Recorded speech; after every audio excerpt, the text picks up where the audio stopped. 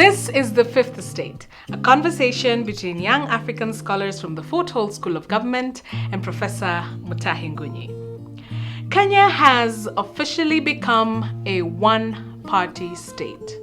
Bravo! The opposition has been swallowed whole by the government.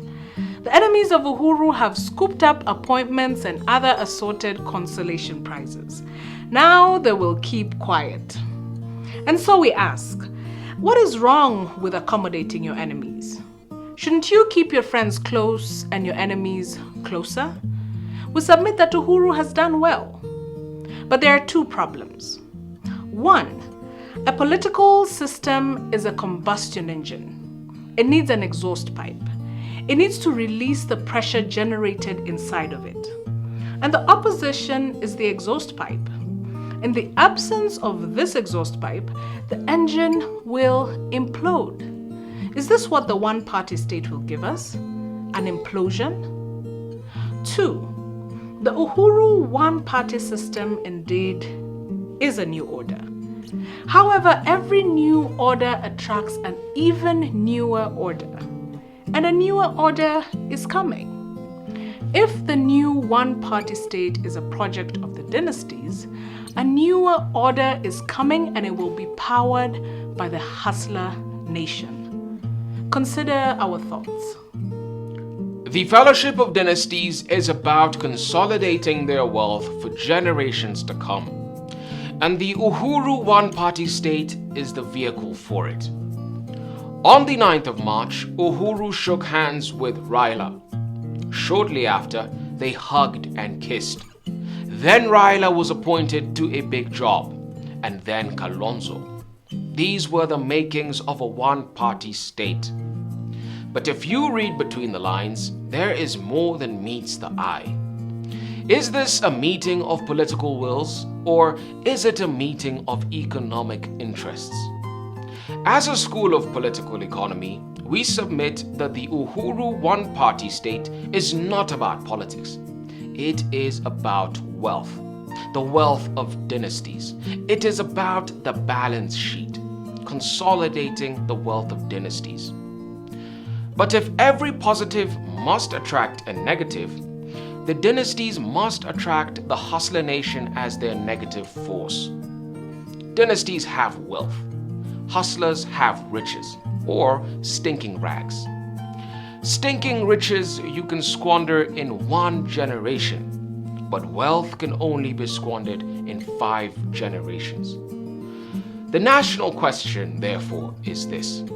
Is Kenya better off with the rich, like Ruto, or the wealthy, like the dynasties? The verdict is yours. This country has 2 choices come 2022. 1, to hand over to the Fellowship of Dynasties, the wealthy Africans, or to hand over to the hustler nation, a nation of rich fellows with potential to burn their money or what they call riches in a few days. But if a hustler will burn money in a few days, a dynasty will only allow you to make money in years. If a hustler is fast in burning and creating money, a dynasty is stingy and mean.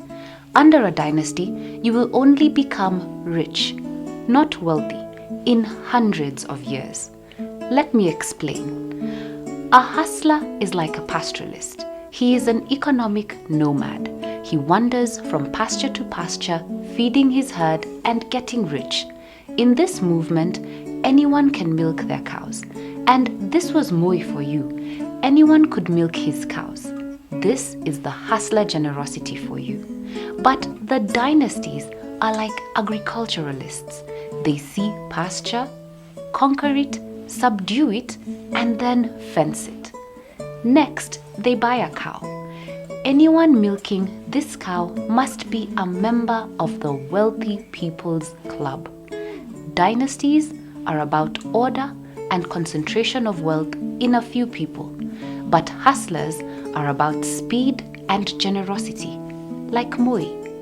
Between the mean dynasties and hustlers, what do Kenyans want? Robert Greene teaches us to never put too much trust in friends. He advises us to make our enemies work for us. And if Uhuru has decided to make his enemies work for him, what is wrong with that? If you bring your friends close, but your enemies closer, your enemies will tell you that you have bad breath. Once upon a time, there was a king with bad breath, but he did not know about it because he surrounded himself with yes men. One day the king had a fight with a close enemy like Raila. When the enemy ran out of logical points, he became petty. Then he fired a stinker at the king and told him, "Did you know that your breath stinks?" Shocked by this revelation, the king ran to his wife and blasted her, saying, "Why haven't you told me that I have bad breath?" The good wife replied, "Sir, I thought all men had bad breath."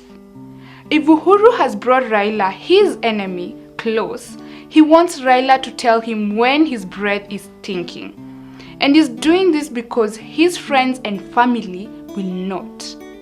Call it a one-party state or whatever. This is good for country. Uhuru Kenyatta is doing what Uhuru Kenyatta has to do. It is not possible to run Kenya if Raila is opposition leader. It is that simple.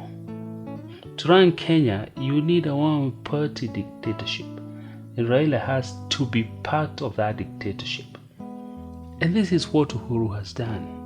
He has created a one-party dictatorship with Raila. And so I ask, what is wrong with this? Has it cooled the political temperatures in the country? Absolutely yes. Has it put the country on the right path? Absolutely yes. However, Raila has left a big political vacuum. The man who asks the critical questions has been removed.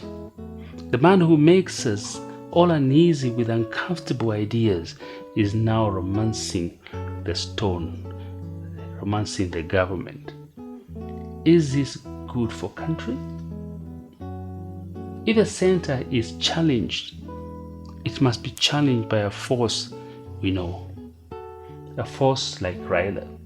But if Raila is not the force that challenges the center, a new force will emerge.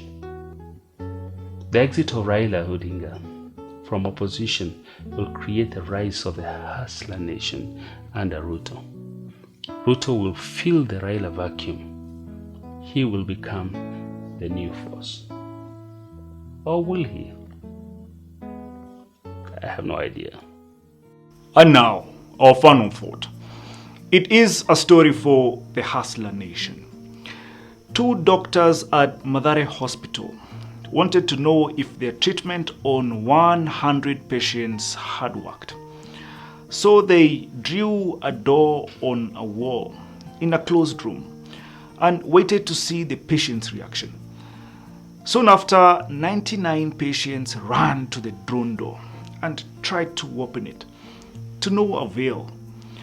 But the doctors noticed one mad patient seated calmly, probably wondering why his friends were trying to open a door drawn on the wall. Immediately, the doctors knew that 1 out of the 100 was successfully cured. But out of curiosity, the doctors asked him why he did not follow the other 99 to the drawn door. And he told them, "They are mad. They don't know I have the key." This is a tragedy of the hustler nation. They are 100 in number and are unable to overcome the asylum because they have allowed themselves to be managed by 2 doctors. This is because they are not aware of their strength. The hustler nation must have a stream of consciousness that liberates them from the mental chains of dynasties, masquerading as doctors.